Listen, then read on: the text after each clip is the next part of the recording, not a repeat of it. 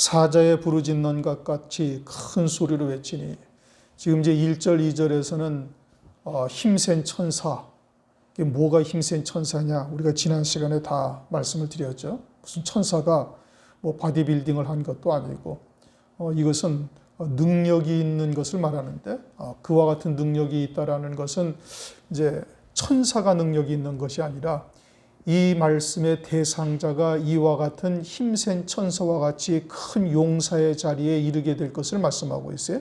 무엇으로 말미암아? 그 받게 되어질 영광을 깨닫게 하셔서. 그러니까 일곱 무지개와 같은 구름, 또 얼굴은 해 같고, 그러나 이제 발은 이제 불기둥 같아서 그와 같은 연단의 과정을 거쳐서 누리게 되어질 영광을 깨닫는 곳, 그리고서는 깨달아서 환난을 능히 이기는 자가 되어지니 그들이 큰 용사와 같은 힘센 천사와 같은 자들인데, 그것은 무엇으로 인함이냐? 펴놓인 작은 책으로 인함인 거예요. 그 펴놓인 작은 책은 곧 요한계시록과 계시록의 말씀을 말하고 있는 것이죠. 그 펴놓인 작은 책을 먹게 되어지면은 오른발 왼발로 땅과 바다를 밟는다.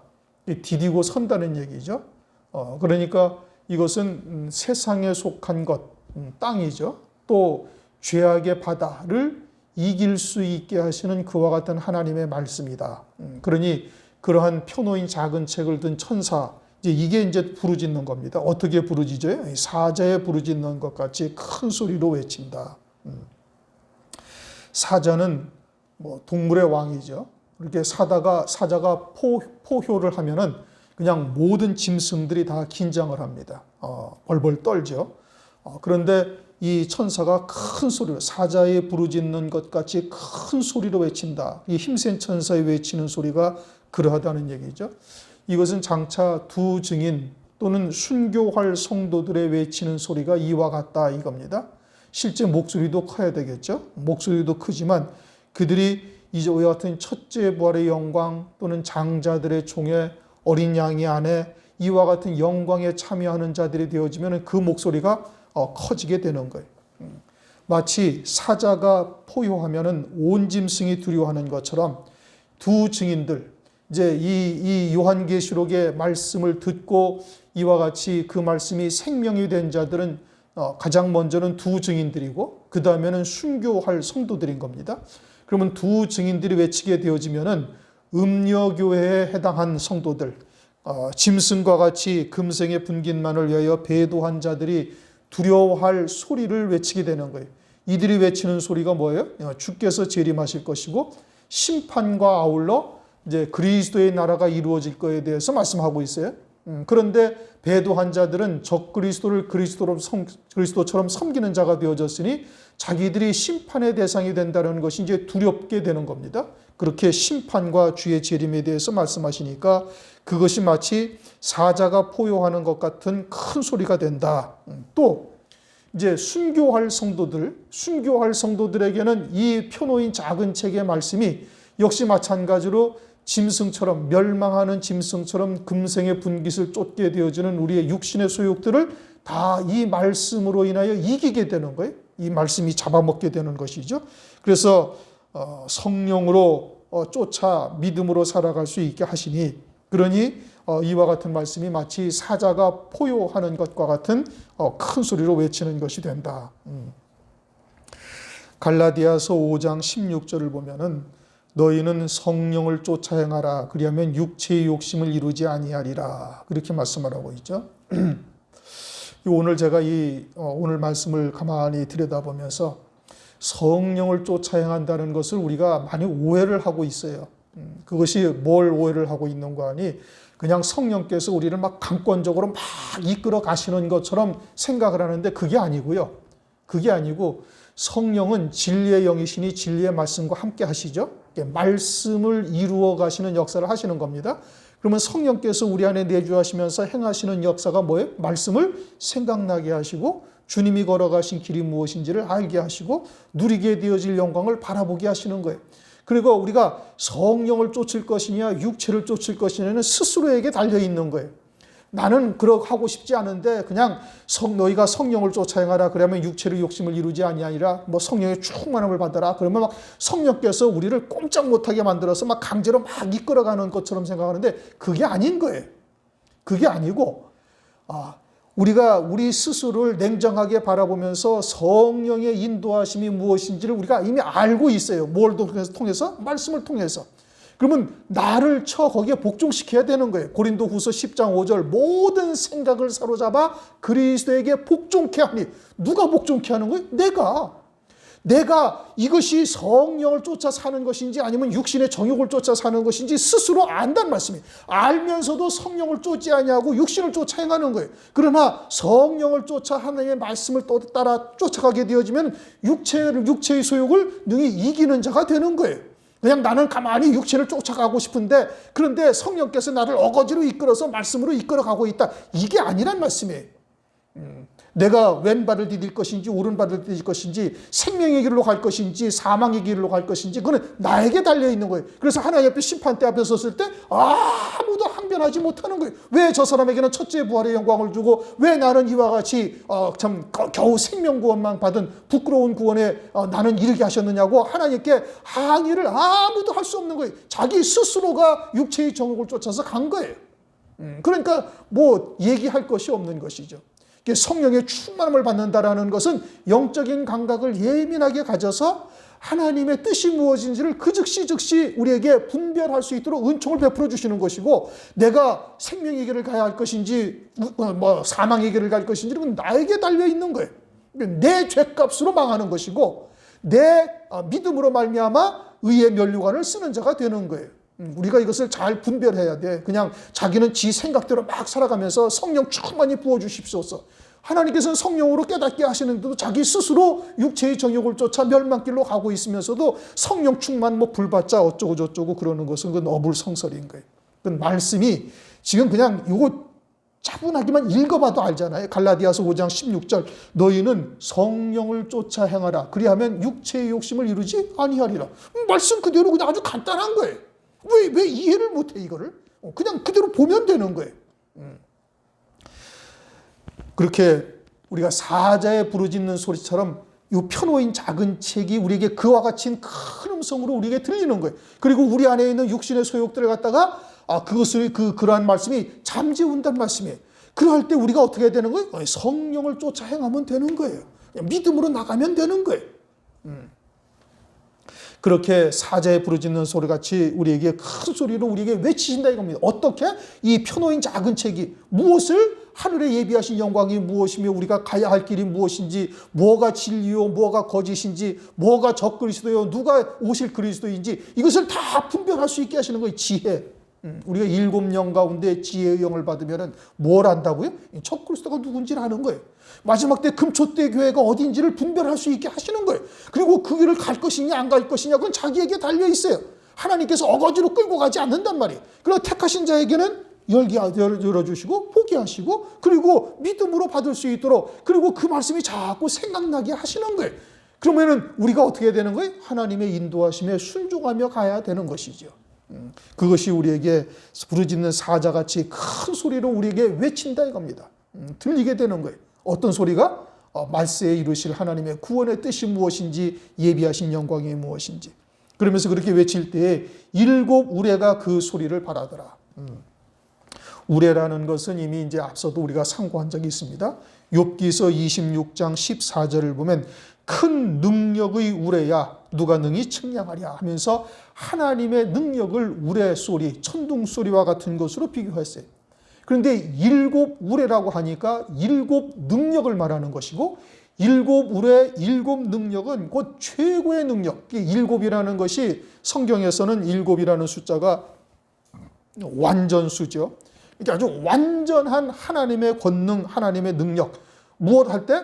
펴놓인 작은 책의 말씀을 믿음으로 우리가 받을 때 그와 같은 말씀의 능력이 우리에게 임하게 되어져서 우리의 육신의 소욕들을 잠재울 수 있는 은총을 우리에게 베풀어 주시는 거예요. 하나님의 말씀에 우리가 쫓아 믿음으로 갖게 되어지면은 그렇게 7 능력으로 다시 말하면 7 영의 역사로 우리를 살리시는 은총을 하나님께서 베풀어 주신다 이겁니다.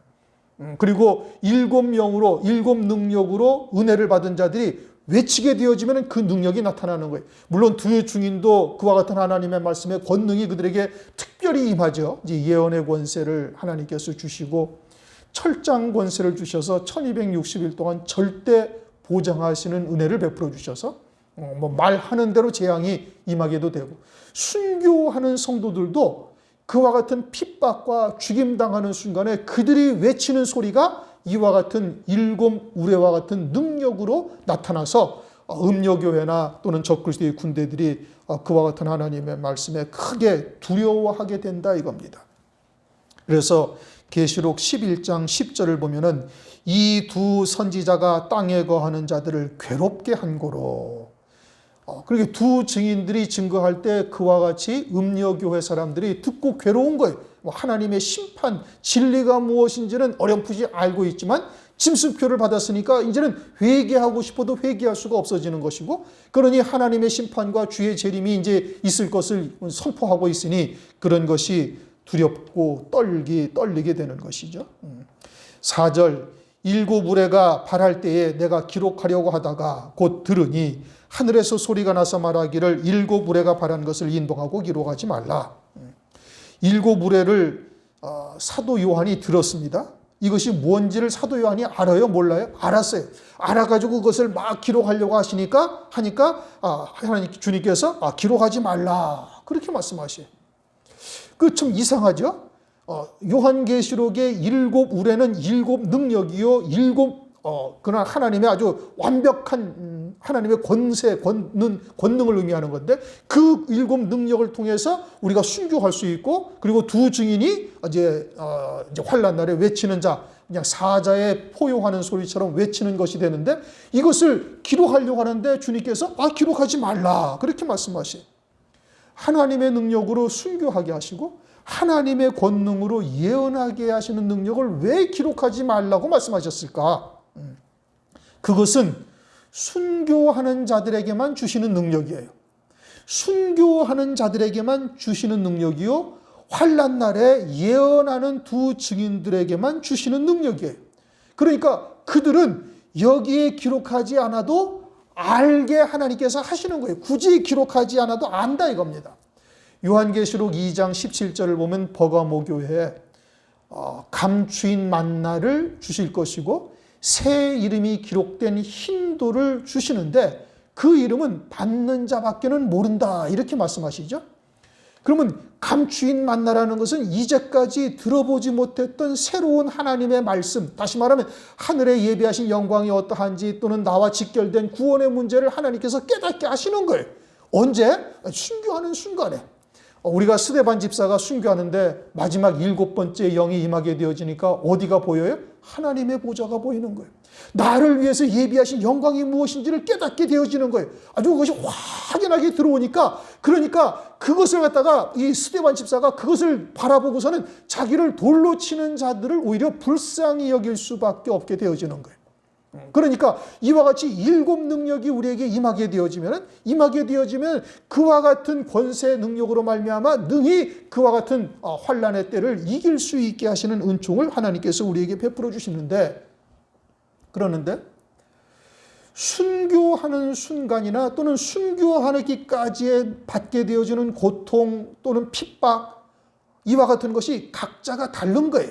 믿음에 따라서. 두 증인은 더 큰 고통을 겪게 될 수도 있고, 또 한때 순교하는 자들은 순교를 좀 쉽게 할 수도 있고, 그렇게 각각의 고통이 당하고 각각의 죽임당하는 순간이 다를 수가 있는데, 그때마다 하나님께서 그때를 이길 수 있도록 하나님께서 적절하게 능력으로 역사하시니까 그것이 각각이 다른 거예요. 그러나 하나의 공통점은 뭐냐? 일곱 우레, 일곱 능력, 일곱 권능, 다시 말하면 일곱 영으로 하나님께서 역사하시기 때문에 그것은 우리가 알 수가 있는 거예요. 뭘 통해서? 스데반 집사를 통해서 알 수가 있는 거예요. 우리가 요즘 주일날 낮에 일곱 영의 역사에 대해서 우리가 상고를 하죠. 일곱 영의 역사라는 것이 그냥 성령으로 대언하는 영도 받았다가 또는 은혜를 받았다가 이것이 아니라 아주 순서대로 받게 되어져 있는 거예요. 처음부터 사도행전 6장 5절에 믿음과 성령에 충만하고, 그 다음에는 은혜와 권능이 충만하고, 그 다음에는 지혜와 성령의 말함으로 충만하게 되어지고, 마지막으로는 하나님의 영광으로 충만하게 되어지는 거예요. 이것이 일곱 능력이요 일곱 우레의 소리가 된다 이겁니다.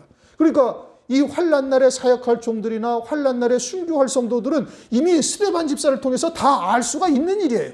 그 다 알 수 있는 일인데, 그런데 여기에 해당되어지지 아니하는 자들은 아무리 읽어도 일곱 능력, 일곱 우레의 소리는 뭐가 뭔지 깨닫지도 못하고 그냥 끝나는 것이지요. 그러니까 사도 요한은 들었어요? 못 들었어요? 들었어요. 안단 말씀이에요. 그러면 두 증인은 사도 요한과 같이 펴놓인 작은 책을 먹고 그 말씀을 가지고 예언하는 자들인데, 그들에게는 주님께서 사도 요한처럼 알게 하실까 모르게 하실까요? 알게 하시죠. 그래서 오늘날 우리가 무엇을 알 수가 있어요? 성령 시대에 최초로 순교한 스데반 집사를 통해서 일곱 영으로 역사하시는 일곱 권능이 무엇인지를 우리에게 깨닫게 하시는 것이죠. 그리고는 마귀가 알지 못하도록 기록하지 말라. 그러나 사도 요한은 들었고, 순교할 자, 사역할 자들은 그 내용을 성령께서 깨닫게 하시고 누구에게 주시는 것인지 알 수가 있다. 그러니까 일곱 우레라는 것은 뭘 말하는 거예요? 일곱 영이죠. 그래서 일곱 능력 우레를 받아야 예언할 수가 있고 환난날에 순교할 수가 있는 거예요. 그래서 나는 어디까지 충만함 받았는가? 이제 그것을 통해서 우리가 상고하면서 더 높은, 또 더 영성이 충만한 그와 같은 성령 충만함을 늘 구해야 되는 것이죠. 5절, 내가 본 바 바다와 땅을 밟고 섰는 천사가, 바다를 밟았다. 이것은 죄악의 바다를 밟은 거예요.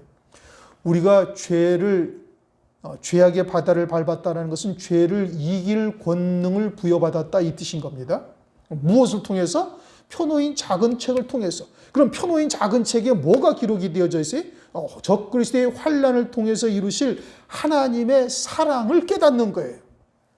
예수 그리스도가 이 땅에 오셔서 십자가를 지신 것이 뭐예요? 하나님의 사랑을 우리에게 확증하셨느니라. 로마서 5장 8절에 말씀하고 있잖아요. 그러면은 이제 그렇게 구원받은 우리들로 하여금 이제 하늘나라의 최고의 영광인 그리스도와 함께한 후사가 되는 길이 어디에 있어요? 요한계시록에 있어요. 그것도 하나님의 사랑인 거예요. 그러한 하나님의 사랑에 녹아진 자, 그러한 하나님의 사랑을 절절히 깨달은 자여야 죄를 이길 수가 있어요. 그러면 죄를 전혀 안 짓는 것이냐? 그거는 아니란 말씀이에요. 사도 바울이 로마서 7장에 뭐라고 기록을 해? 자기는 자기의 하나님의 영에 속한 선한 양심은 하나님의 법을 쫓아 그것을 즐거워하는데, 육신은 뭘 쫓아가요? 육신은 이 사망의 법을 쫓아가고 앉아있는 것을 보고 앉아있잖아요. 그러게 셋째 하늘까지 보고 오고 율법에 통달한 사도 바울이요, 바리새인 중에 바리새인이요, 아주 히브리인 중에 히브리인이라고 자타가 인정하는 사도 바울이 그럴진데, 그럼 나머지 사람들은 어떠하다는 거예요? 다 똑같은 거예요. 전도서 7장 20절, 선을 행하고 죄를 범치 아니하는 의인은 세상에 아주 없느니라. 아무도 없는 거예요. 예수 그리스도 외에 죄를 짓지 아니하는 자는 아무도 존재하지 않는 거예요. 그러면 죄를 두신 뜻이 무엇인지를 깨달아야 되는 거예요. 죄한테 죄의 종노릇을 하지 말고 죄를 두신 뜻이 뭐예요? 우리는 여전히 하나님의 은혜, 하나님의 사랑이 아니고서는 살 수 없는 존재라는 것을 깨닫는 거예요. 뭘 통해서? 예배를 통해서, 말씀을 통해서. 그래서 호세아서 6장 6절에 뭐라고 말씀하셔요? 나는 인애를 원하고 제사를 원치 아니하며 번제보다 하나님을 아는 것을 원하노라.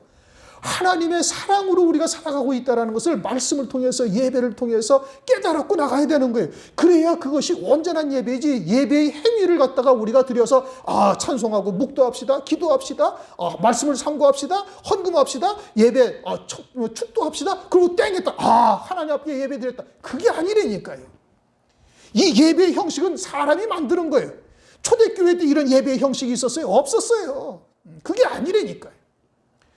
그래, 예배가 뭘 말하는 거예요? 하나님의 사랑 안에서 다시 우리가 녹아진 자가 되어져야 되는 거예요. 하나님의 사랑으로밖에 살 수 없는 존재요. 또다시 옆구리에서 흘리신 피와 물로 우리는 살 수밖에 없는 존재라는 것을 절절히 깨닫고 하나님을 온전히 경외하는 자가 되어져서 돌아가야 이게 예배를 제대로 드린 것이 되는 거예요. 나는 인애를 원하고 제사를 원치 아니한다. 이게 예배의 행위가 중요한 것이 아니다. 이게 그러한 하나님의 사랑을 깨닫게 되어지면은 그럼 어떻게 죄를 이기는 자가 되는 거예요. 그리고 또 하나님의 영원한 속죄 구원 가운데 죄에 눌린 자 되지가 아니한다 이겁니다. 그러면은 그냥 마음대로 살아도 되는 것이 아닙니까? 이렇게 물으면은 이거는 정말 참 더 이상 얘기할 상대가 되지를 못하는 거예요. 우리가 영에 속한 거듭난 자요, 그리스도 안에 새 생명으로 사는 자요, 하늘에 앉은 바 된 그 영원한 생명으로 사는 자가 그런 질문을 할 수가 없죠. 그건 육으로 사는 자들이 하는 질문이지, 나는 육으로 살고 있습니다, 이렇게 얘기를 하는 것이지, 우리가 그와 같은 믿음으로 산다 다짐하고 결단하지만 여러분들이 하루 24시간 중에 얼마 동안이나 오직 믿음으로 말씀 안에 딱 붙들려서 사는 시간이 얼마나 돼? 나머지는 다 지 생각대로 살아가는 것이지. 그게 다 죄지. 믿음으로 하지 아니한 모든 것이 다 죄니라. 그러나 그와 같은 것을 하나님께서 그저 아주 극히 일부분 깨닫게 하셔가지고 회개하게 하시고 여전히 우리는 죄인일 수밖에 없는 존재라는 것을, 그리고 하나님의 은혜 안에서 사는 존재라는 것을 깨닫고 돌아가는 것이, 그게 예배를 드린 거예요. 그게 하나님의 사랑을 체험하고 돌아가는 자예요. 그렇게 하나님의 사랑을 체험했으면 죄를 어떻게? 죄를 이기려고 스스로 하나님의 죄 가운데 빠지지 아니하려고 스스로를 아주 경성하는 자가 되는 것이죠. 그게 믿음의 사람이죠. 그렇게 살아가는 것이지. 그 다음에는 땅을 밟았다. 세상의 것을 밟은 자가 되는 것이죠. 이것은 세상의 명예, 권세, 물질의 종이 되어서는 안 된다 이겁니다. 그것이 많아지면은 그것으로 기뻐하고, 그것으로 빼앗아가면은 그것으로 절망하고 낭망하고 그냥 하늘이 다 무너지는 것 같고, 만약에 그러하다면 그것은 물질의 종으로서 살고 있는 거예요. 사도 바울은 풍부에 처할 줄도 알고 비천에 처할 줄도 알아. 내가 일체의 비결을 배웠다 이거예요. 그건 있으면 있는 대로 주를 위해서 사용하고, 없으면 없는 대로 하나님께 감사하며 그 자리에서 그냥 헌신하면 되는 거예요.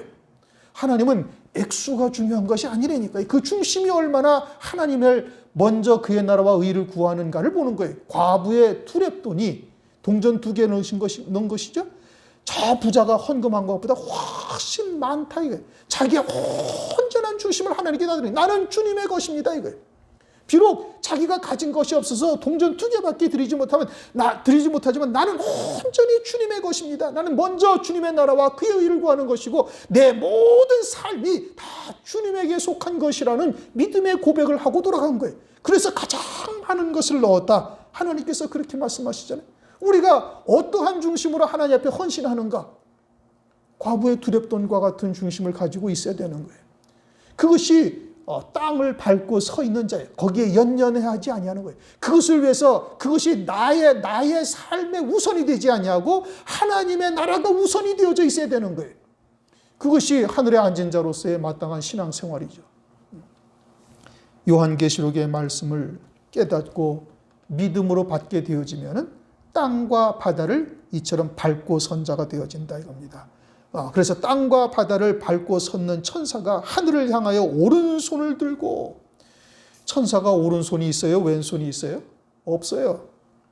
그럼 오른손이라는 것은 왼손도 있다라는 것을 영적으로 계시해 주시는 것이고, 이것은 무엇을 말하느냐? 마태복음 25장 33절, 양은 오른편에 염소는 왼편에, 이와 같이 보다 더 의로운 자리가 오른손의 자리인 거예요.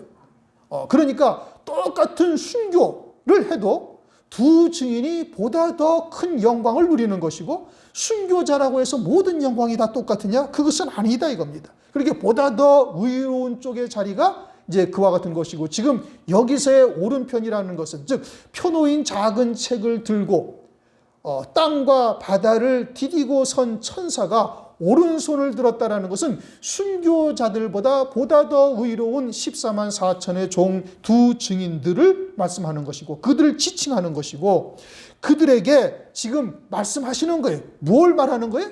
이제 치채치 않고 오시리라, 이 뜻인 겁니다. 지금 6절부터 7절 말씀인데, 6절 말씀은 앞에는 쭉 수식어고, 핵심은 뭐냐? 끝에 하나님께서 지체하지 아니하고 곧 오시리라, 이걸 말씀하고 있는 거예요. 그러면서 6절에 말씀하시기를 그럼 오른손으로 하늘을 향하여 오른손을 들고 지체하지 아니하리라. 그렇게 반드시 속히 오시리라. 이걸 지금 말씀하고 있는 겁니다. 그럼 언제로부터 속히 오신다는 거예요? 이 책이 펴놓인 때로부터 속히 오시리라 이겁니다. 그러면 봉함되었던 책이 펴놓인 것은 뭘 말하는 거예요? 요한계시록이 해석이 되지 아니하다가 이제 그것이 택하신 종들에게 숨겨진 거 감추인 것이 드러나고 알려진 바가 되어지면은 아모스서 3장 7절 말씀처럼 하나님께서는 그 종 선지자들에게 알리지 아니하시고는 행하심이 없다. 그러면 그것을 알려주셨다, 깨닫게 하셨다, 열어놓으셨다라는 것은 이제 이루실 때가 곧 임박했다라는 것을 말하고 있는 겁니다. 정말로 주님이 이제는 문 앞에서 지금 이제 막 문 앞에 이르렀음을 지금 말씀하고 있는 것이죠. 그러면서 이제 그 앞에 말씀하시기를 세세토록 살아계신 자, 영원히 살아계시다 이겁니다. 그걸 우리가 알아요? 몰라요? 안단 말이에요. 근데 왜 이 말씀을 왜 쓰실까? 영원히 살아계신 하나님은 산자의 하나님이신 거예요. 그럼 산자라는 건 뭐예요? 영원한 생명으로 사는 자가 산자예요. 반면에 죽은 자가 있어요. 그럼 죽은 자는 뭐예요? 이게 예수와 함께 죽었어야 할 육체인데 죽지 아니하고 예수와 함께 죽었어야 할 육체로서 살아가고 있는 거예요. 육으로 살아가는 거예요. 그러니까 산자라는 것은 우리의 육체는 예수와 함께 2000년 전에 죽었음을 믿고 이제는 그리스도 안에 영원한 생명으로 사는 자가 산자이고 그 영원한 생명으로 사는 자는 생명이신 하나님의 말씀을 믿는 믿음으로만 사는 거예요. 이게 산자라는 말씀이에요. 그게 산자예요.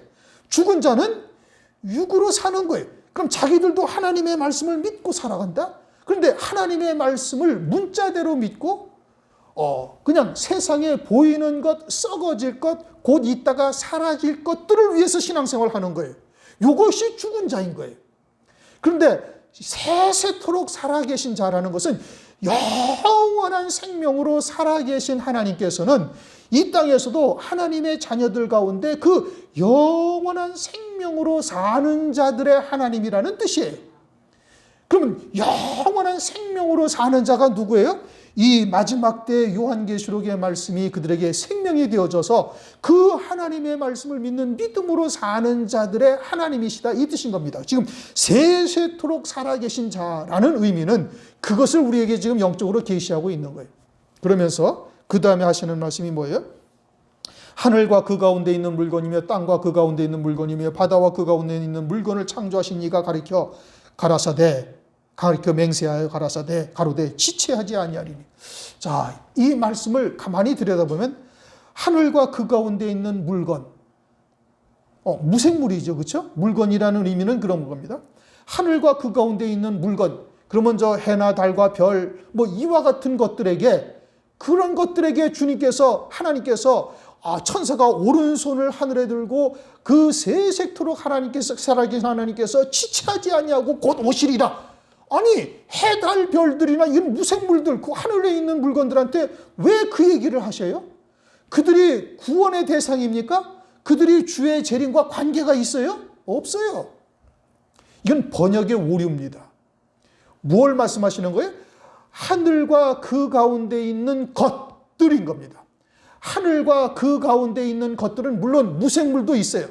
그러나 주님이 하나님께서 지체하지 아니하고 곧 오실 것이다. 그리고 또 이제 7절 말씀처럼 그 종들에게 이르신 말씀대로 이제는 그리스도의 나라가 이루어질 것이다 라고 말씀하고 있는 것은 하늘과 그 가운데 이 하나님의 구원의 대상이 되는 자들을 말하는 거예요.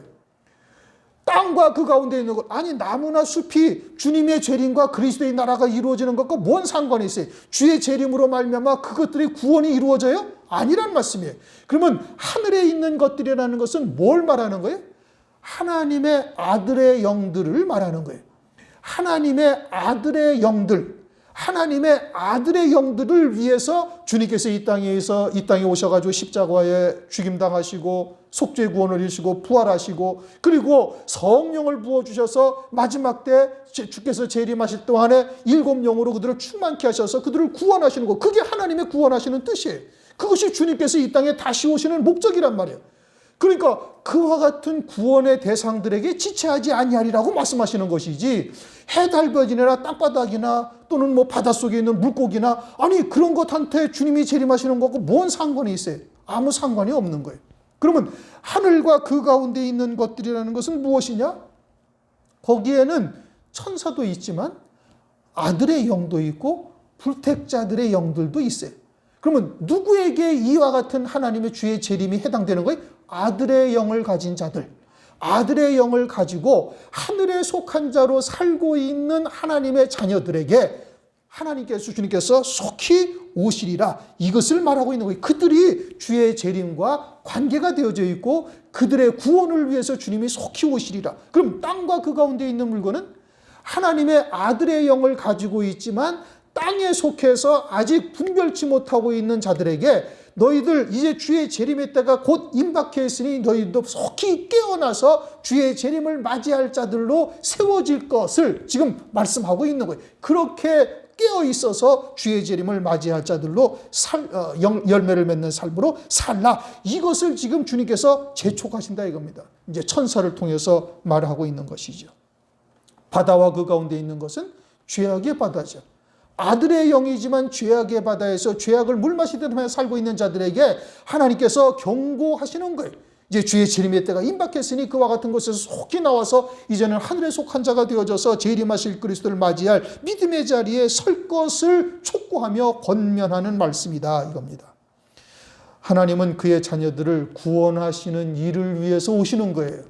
뭐 심심하니까 왔다 갔다 하려고 하시는 것이 아니다 이겁니다. 이제는 주의 재림의 때가 임박했다 이겁니다. 이제는 여름철이 되었죠. 무화과 나무의 비유, 무화과 나무의 비유가 이제 주의 재림 초림 이후 2000여 년 만에 이제 실제로 이루어진 거예요. 그리고서는 가지가 연하여지고 잎이 나고 이제는 여름철이 되었다라는 것을 온 세상이 다 안다는 말씀이에요. 이제 이스라엘이라는 나라가 아주 강국이 됐죠. 아모스서 8장 1절 2절 말씀에 아모스 선지자에게 과일 한 광주를 보여주면서 아모스야 네가 뭐 보냐? 여름 과일을 봅니다. 그래, 여름이 이르렀으면 이제 이스라엘 백성들의 끝이, 내 백성의 끝이 이르렀다라고 말씀하고 있는 거예요. 그러므로 오늘날 우리가 어느 때를 살고 있는지를 잘 봐야 되는 것이죠. 그래서 맹세하여 가로되 지체하지 아니한다. 지체하지 아니한다. 이제 곧 오신다 이겁니다. 지금은 이제는 말씀이 열렸죠. 펴놓인 작은 책이 되어졌죠. 그러면은 이제는 그 어린 양의 생명책에 농명될 자들의 숫자만 딱 차면은 환란의 바람을 하나님께서 딱 불게 하시는 거예요. 왜? 펴놓인 작은 책이 됐으니까. 그러니 얼마나 심각한 시대를 우리가 살아가고 있는가, 우리가 이제 아주 유념해야 될 때가 된 것이죠. 7절, 일곱째 천사가 소리내는 날 그 나팔을 불게 될 때, 지금 9장까지 몇 번째 천사가 나팔을 불었어요? 6번째 천사까지 나팔을 불었어요. 6째 천사의 나팔은 3차 세계전쟁이요. 이것은 둘째 화죠. 그리고서는 이제 15장에 가면 7째 천사가 나팔을 붑니다. 7째 천사가 나팔을 불면은 어떻게 돼? 7 진노의 대접이 쏟아지고 주의 재림이 이제 이 땅에 임하게 되는 것이죠.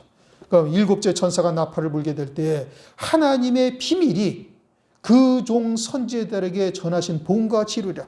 그 종 선지자들, 여기서 그 종이라는 것은 환난 날에 사역하는 두 증인을 말합니다.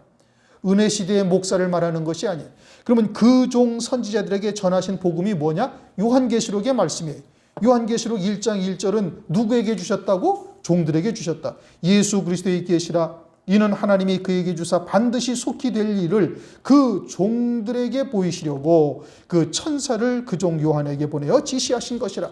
그러면 요한계시록 1장 1절에 말씀하시는 그 종들이라는 것은 14만 4천의 종들이요, 환난날 예언 사역을 할 두 증인들을 말하는 거예요. 그들에게 무엇을 얘기를 했어요?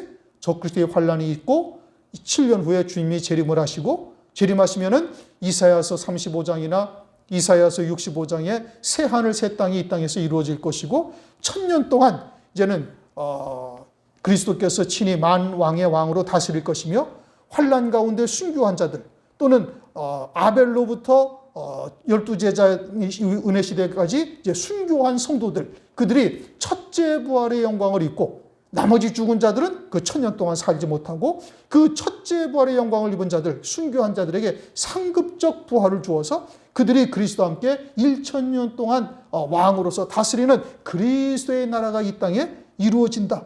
이것이 하나님의 비밀인 거예요. 그 하나님의 비밀이 그 종 선지자들에게 전하신 복음과 같이 이루리라. 이제 우리가 그렇게 임박한 때를 살고 있죠. 이미 표노인 작은 책이 되었어요. 표노인 작은 책이 되었다. 그러면 이제 이미 열려졌으니 그러면 주님의 재림이 앞으로 한 500년쯤 후에 있을까? 절대 그렇게 가지는 않습니다. 우리 마태복음 24장에 이 세대가 지나기 전에 이 일이 반드시 이루리라. 그리고 어떤 세대가 1948년부터 요 한 세대가 지나가기 전에 이스라엘이라는 나라가 독립을 한 때로부터 한 세대가 지나가기 전에 그럼 오늘날 우리가 몇 년이 지났어요? 이제 72년이 지났어요. 그러면 이제 거의 한 세대가 이제 다 지나가게 되는 것이죠. 그러면은 이제 어린 양의 생명책의 그 숫자, 하나님이 예정하신 숫자만 딱 농명이 되면은 그러면은 이제 시작이 되는 거예요.